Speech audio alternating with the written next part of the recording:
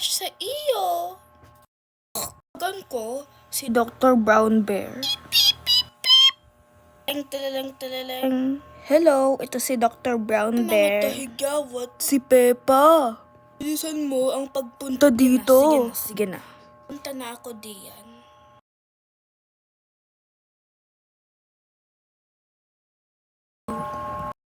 Ano ba maging lechon? Hindi po.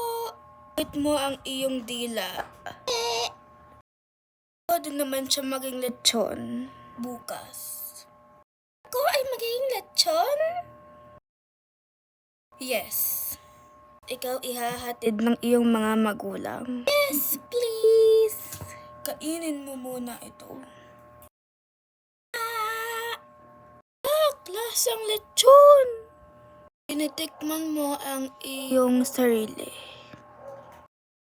Tapos ihahatid ninyo siya sa Cebu ng at least 8. Okay, Doc. Eksaktong 8 o'clock ha. Sa Cebu. Bye, Doc. Na ka maglaro? Hindi, isang araw na ikaw ang buhay. Gusto ko pa naman mo. Tapos ihahatid ka na namin ha.